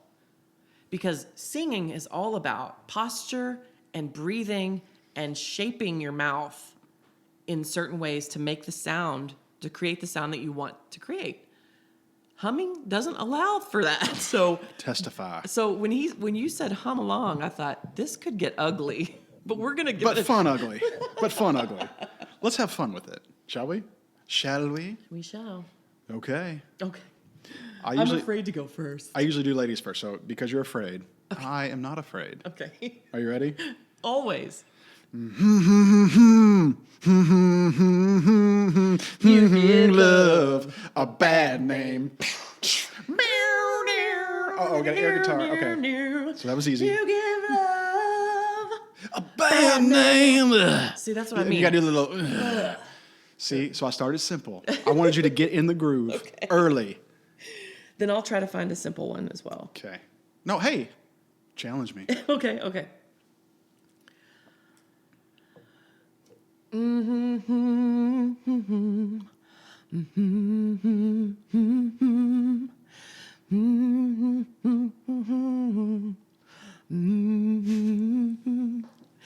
I can't hum it. I can't hum. I thought I could. This is going to be harder than I thought. Let me try. There was one part of it that I thought I had. It really should be deeper. Lonely, the world is so, So cold. Maybe you're just like Yeah. Prince. Yes. When doves Let's cry. cry. Dun, dun, dun, dun. Ow. Good one. See, I was going to get there. But my first one out of the gate is very hard to hum Yeah. because it's too low for me, I guess, when I hum it. Yeah, you're going to have to work on that. Okay. Okay, you ready? Yes. She's just a girl who claims that I am the one, but the kid is not my son. Yeah. Okay, sorry. I always like doing the air guitar. So noises. good. Okay, Okay. hit me.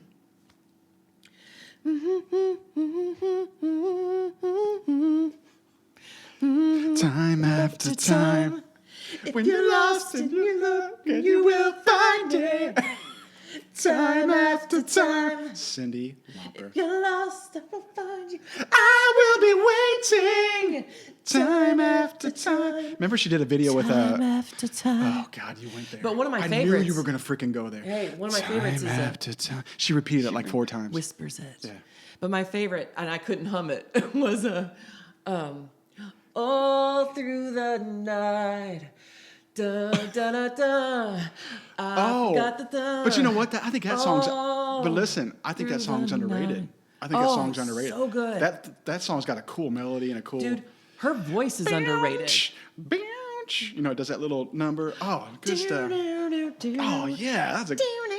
I tell you what, your humming skills need work, but that's a I great. know, Hey, I'm that's a terrible. great. But that's a great call. Thank you. And she was in that one. I think it was Girls Just Want to Have Fun. She Yes, was sir. in the episode with Lou Albino, or the wrestling guy with the. Oh, yes. Anyway, yeah, she was a cultural phenomenon. Love her. Colorful. Man, the show escapes me. I can't remember the title, but there's a recent show that I watched on Amazon Prime. I think it's an Amazon Prime original. So anyway, she's one of the characters. She plays like this investigator. She looks cute as hell still. Flawless skin, really edgy makeup, edgy short little haircut. And she's like, she says this line, she gets real mad, they're in a fight. She goes, I may look cute, but I'll fuck you up. Oh, Like yeah. Cyndi Lauper, I Yeah, love you so yeah, much. She gave 0 Fs. She's so awesome. Okay, ready? Yeah.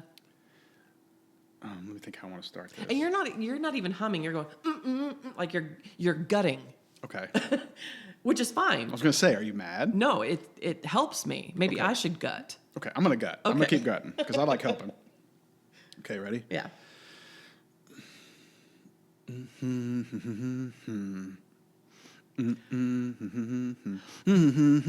Walk like an Egyptian.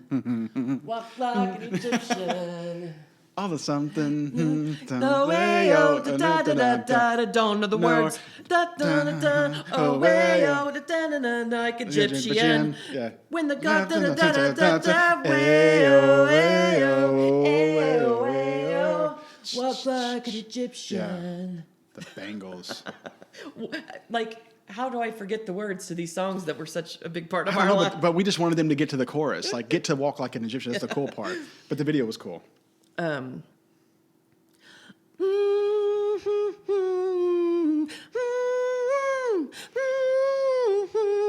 Take my hand and we'll make it all swear. Oh, living on a prayer. Whoa, whoa, hey.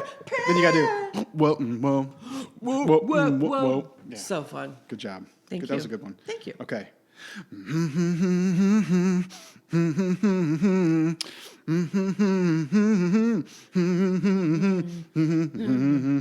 Welcome to the jungle. We got fun and games. We got everything you want. How do you know the name? Welcome to the jungle. So good. Man, Axl Rose, another unique voice. Yep. You hear it, Love you it. know it's Axl Rose. Okay.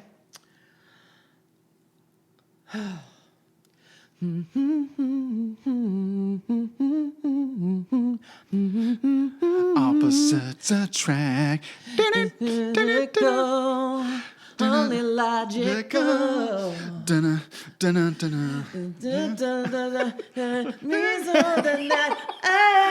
What's love got to do with it? What's love but a second-hand emotion? Good Tina job. Turner. Good job. She was the comeback queen. Okay, I'm gonna switch it up on you. Okay. Okay, I'm gonna switch it up on you. So you have to be vigilant. Okay. Okay.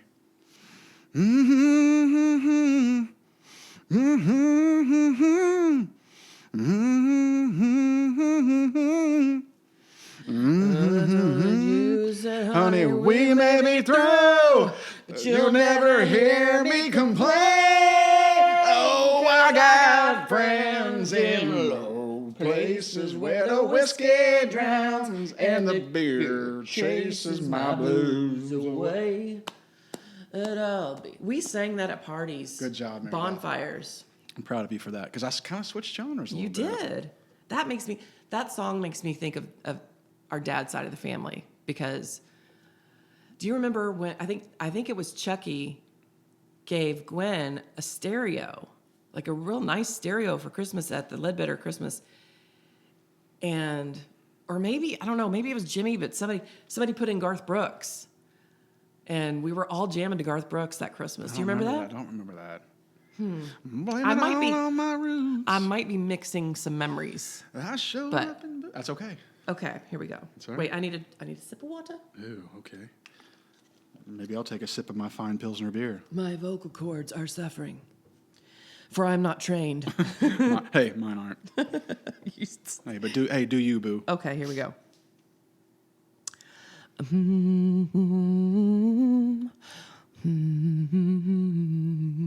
See, I can't go that low. I got to go higher. I can't hum that low. All right, go highlight. Let me hear it high.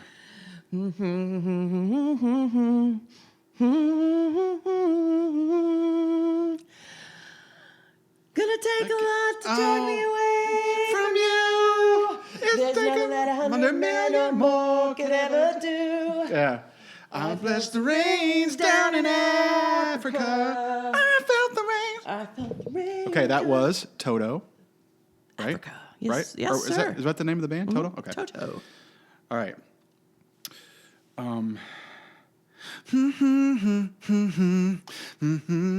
It's Johnny, She said. I look the other way. It's Johnny, she said. That was like a no, classic. I love her. Something. I take her away. That was like a classic swim team, Yes. like 1987 swim Yes. team song. Absolutely. That was El DeBarge, Oh, yeah. right? Yeah, okay. I believe so. Okay. This one. I can't wait for my next one, by the way. This one is one of my favorite videos. Okay.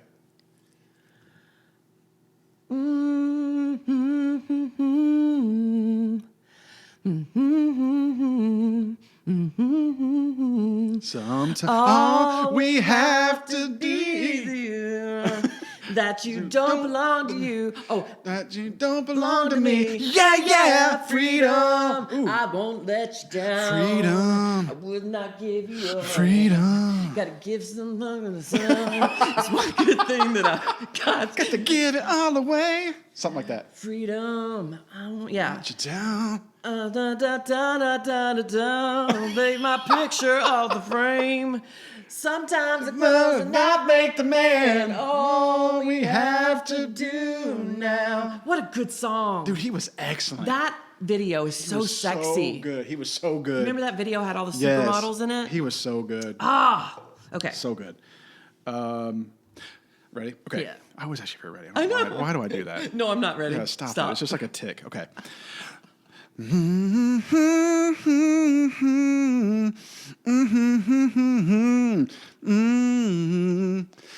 When I see you smile, I can face the world. Oh, you know I can do anything. Damn Yankees. Yeah. Oh my God. Were they like a one-hit wonder? You got it. Yeah, probably. But you Man, got to junior give high dances. It hit me. I was like, I gotta put that one in there. Okay. Let me think. I had to write some lyrics to Right, I like got jog you. my No, memory I of where to totally get it. I start. totally get it.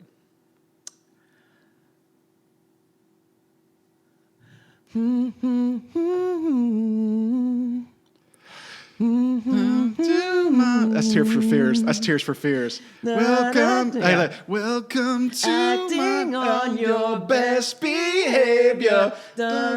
Something, Mother Nature. Everybody wants to rule the world. Such a good song. I have that on my song or on my phone. It's on my playlist. Okay. Okay. Feel so far away. I couldn't get away. Hey, I walk across the avenue. Oh my God, what's I'm I'm singing it. something, girl like you. And, then it's, and I ran so far away. I just ran. Okay, that's Wow, the yeah. Flock of Seagulls. Flock of Seagulls. Good call. Thank you. Flock of Seagulls makes me think of The Wedding Singer. Okay, this is gonna be tough.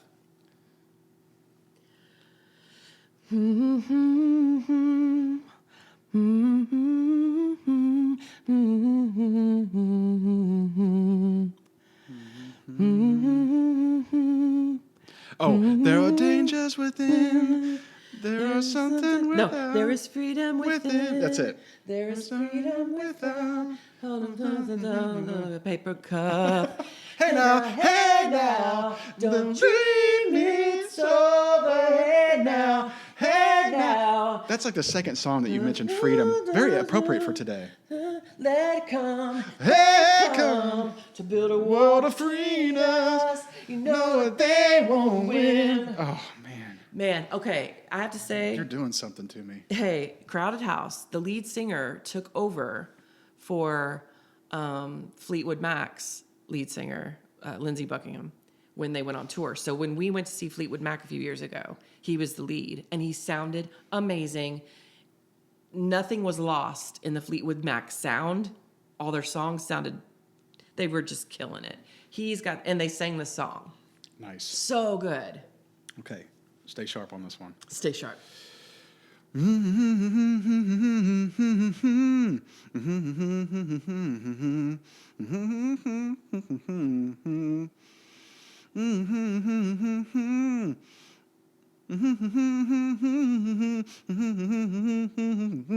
No. I'm like gutting it. Let's do this. I had a barbecue stain on my white t-shirt. Killing me with that mini skirt. Yeah, country. That's Tim McGraw. Something like that. Doon, doon, doon, doon, doon. It was Labor Day week and I was 17. I bought a Coke and some gasoline. I don't and I remember pulled that. up to the county fair. I remember And Don't then- Take the Girl. and then it was like, when I saw her for the first time, standing there in the ticket line. You never heard that song?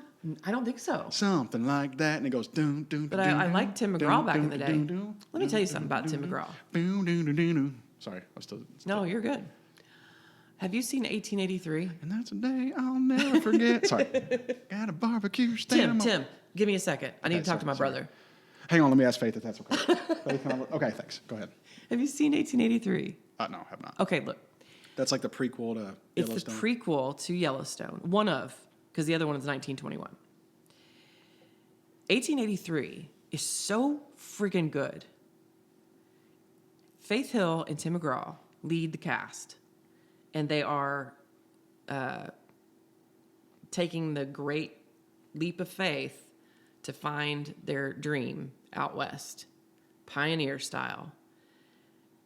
It is so damn good, Joe. If you get a chance, it's just one season. It's really good. They are good actors. Okay. They are good actors. I believe it. They are what you could call a triple threat. Okay. Well, I don't know if they can dance. Gotcha. Oh, is it my turn? I'm all over it. Okay. This one, why is this not? The tune isn't coming to me. I'll have to come back to this one. Okay. How about this?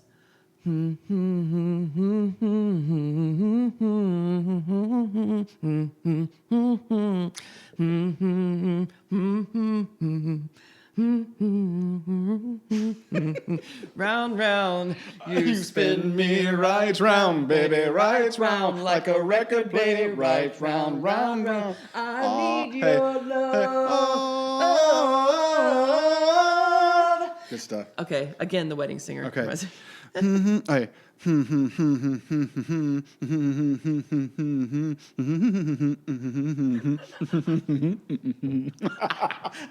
Hey.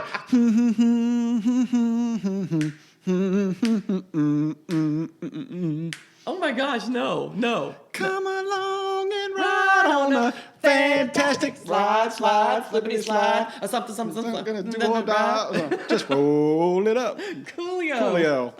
Come on, girl, let's take a ride. All right. Okay.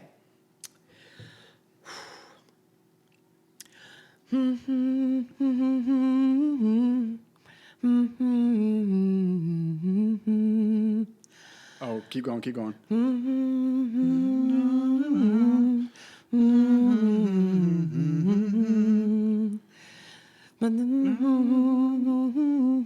I know it. I just don't remember the name of it. Okay. I hear the ticking of the clock. I'm lying here, the room's pitch dark. Singer, band? Heart. Gosh. How do I get you alone? Good call. God, they call. jam. All right, here you go.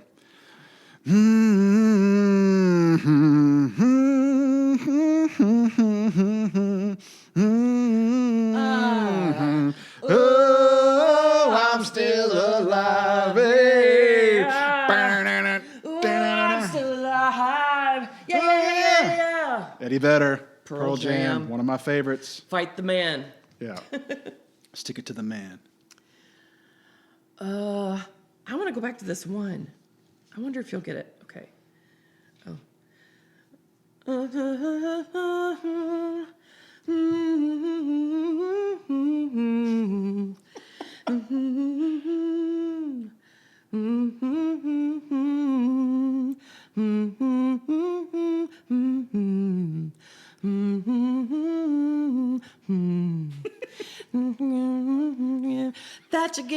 That you give me no so. No? No, nothing. Nothing for that you give me okay. no. It's a little respect. I try to discover a little something to make me sweeter. Nothing. Yeah, that you give me no so. I'm so in love with you. I'm sorry. At first it Oh, was... baby, please give a little respect to me. Oh my gosh, hit it. You would know it if you heard it. Probably. Yeah, I'm just not doing it justice. Okay. Yeah, I thought it was a Never-Ending Story theme song for when you were humming it. Okay. I want to go to this. I'm skipping a few because I want to get to this one. It's so fun. Okay. Hold on. Sorry. Start off pitch. I wasn't gonna work.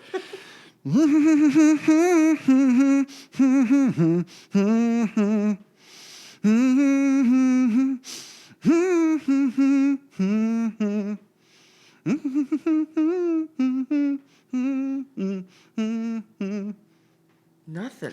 What's the frequency? Can it? Is your Benzedrine? Oh my gosh, I can hear you wanting to say, Right. like, I can hear the lyrics trapped in your mouth. Right. They were like moving around in my Oh mouth. my god. I love that song. Oh, okay. What's a frequency? Can it? Loved REM. REM is something special. Okay, here's a classic synth pop, if you will. I should have given myself a lyric prompt.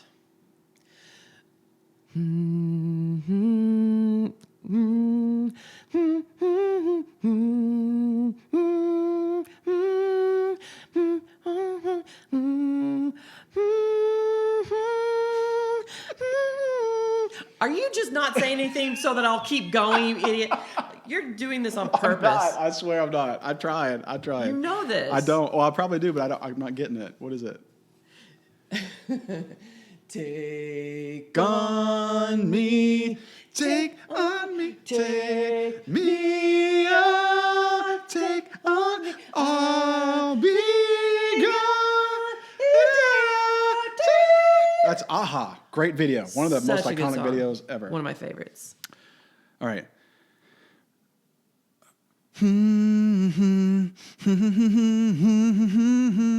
Lonely night, Scorpion. Yeah. Winds and of the winds change. of change, take me to the legend of tomorrow on a glory night. Yeah, We should go on tour. we should. Why haven't we? Hang on, we'll get some calls. Our inbox is probably full right now. Hang on, let's check. Not checking. Are you getting pinged? Not yet. Okay. Okay.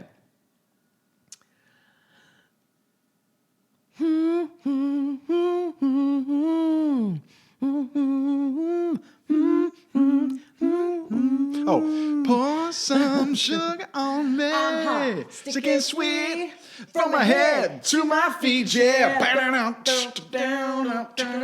Good stuff. I'm not ready. Down. Hit it like a phone, baby. Come on, get it on. Such a good song. I think Josh will like this one.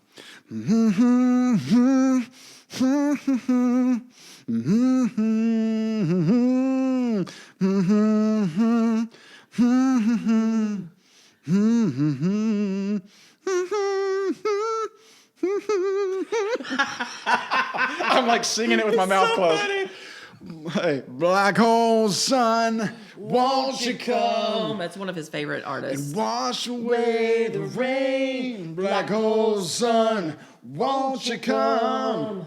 Won't you come? Won't you come? Yeah. So I thought Josh might like that. He does. That's one of his favorite dudes. Okay. I need a drink for this one. I'm excited. Okay.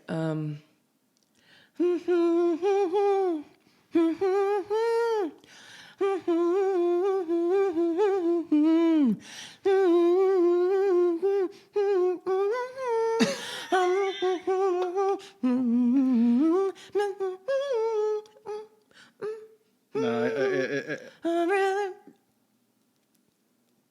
miss you much. oh, I tell your mama. I tell you, friend. I tell anyone who's I can comprehend. Oh, yeah. That's a good Send one. it in a Let a baby tell me on the phone. I'm not the kind of girl who likes to be alone. Miss you much. Hey, Miss you much. I the really miss the you iconic much. picture of her cover with like her, with somebody was holding her. That picture was on my sophomore year locker. That's pretty hot. That's a hot album, I must say. By the way, Such a hot album. But this one was Rhythm Nation. Can I just take a moment? Rhythm Nation, Janet Jackson, was the perfect, like, bridge of 80s, 90s. Because you've got Miss You Much and Rhythm Nation in 88, 89. We But the are album, a part of a but then she also had singles like Love Will Never Do Oh yeah, Love Will Never Do and Without You. Escapade. This Yeah, album, damn. I mean, That album went hard. one of the greatest memories I have when I think of Janet Jackson, when I hear her music, and especially when I hear Miss You Much or Rhythm Nation, not only do I want to like bust a move, but I remember being in the car with Benita when I was young, when this was out, and she had the tape in her car. And that woman blared her music like her speakers were going to blow. And she would crank Rhythm Nation and sing every word and Miss You Much. And I just, We are. it's such a vivid memory. We just jammed out to Rhythm Nation, so that's a really special. I remember when she had that big record player, and totally off topic of Janet, but her brother, like the Bad album, and she used to let us spend the night. We would jam the Bad album in her living room, and she would let us. Like, we just jam. Oh, she gave me such an appreciation for Janet Jackson early on. Okay, my So turn. good. My turn. Yes. This is what I think of literally when I think of VH1. Every time I think of VH1, this is. So I'm giving you that hint. Okay. This is what I think of. Okay.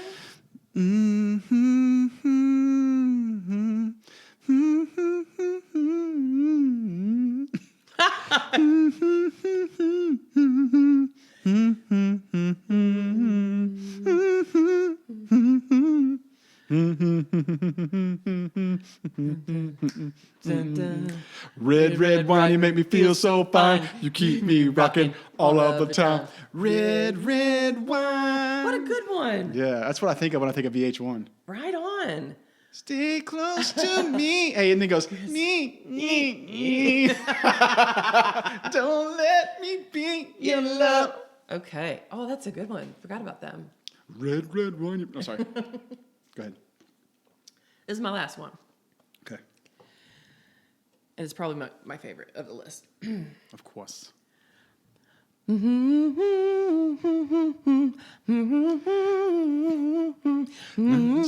as just the same, that's all.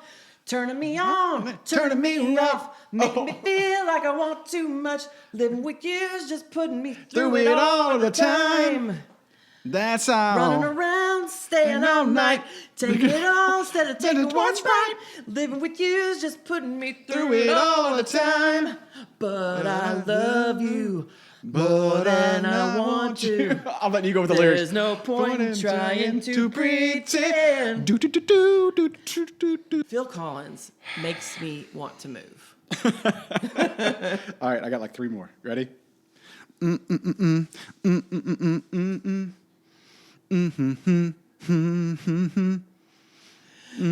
get my number. Speaking of Milli Vanilli. Yeah, we just talked about that. Ba, ba, ba, ba, baby. Man. All right. Okay, here's one. Oh, sorry. I'll pitch again. This one's a hard one because I gutted it. I don't hum it.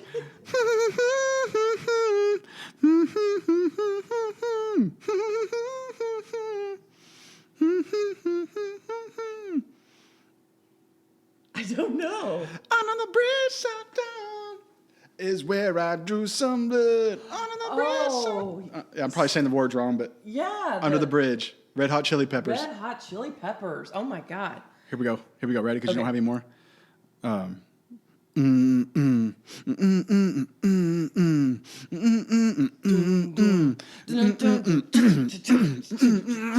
down, down. Who cares what the words are? That's the best part of the song. Well, it's like Weird Al did a parody of it. He was like, Yeah. all these marbles in Right. Bring it back. Something. That's right. Is that Smells Like Teen Spirit? Smells Like Teen Spirit, bro. Which I think would hold up today. All of Nirvana holds Yeah. up today. Oh my gosh. I think that would be a big hit today. To the end of the road, still I can't Sing it. see you go. It's unnatural. Sing it, honey. You belong to me. I belong to you. Hey, I belong to you. Go.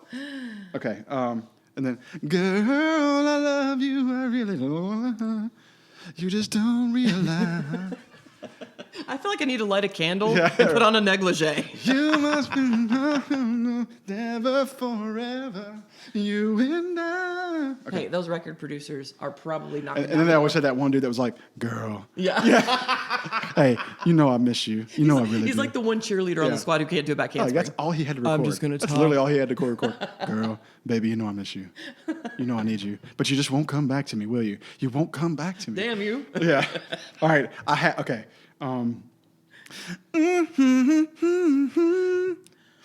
Poison. Poison.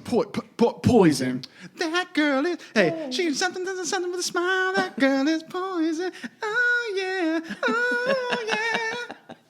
And then at the end it was like. You feel me? I feel the style. All right. Okay, I'll end it with this one because it's my favorite, and I've told you it's my favorite. Saving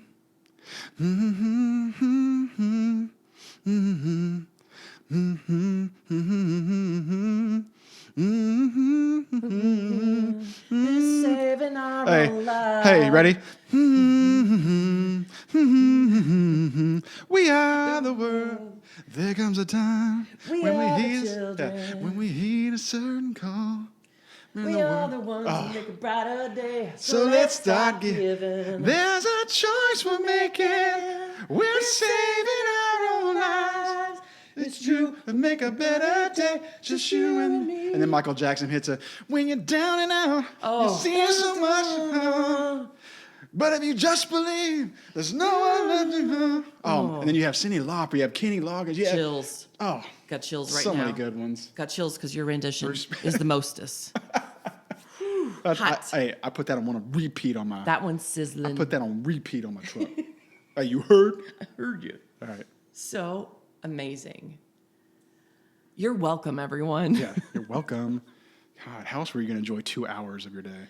2 hours. This was not our intention, but hey, that's where the music took us. That's how important this was to these 2 decades. That's how important it was. Music is meant to move, and it moved us That's right. quite a bit. If it wasn't important and influential, this podcast would have been short. Thank you so much for listening to another piece of the Gen X experience worth saving, the sweet sounds of the Rhythm Nation generation. It's now immortalized in the annals of history. That's right. If you like what you heard, subscribe to the Best of Gen X wherever you get your podcasts so that you never miss an episode. Joe, always a pleasure. Duh.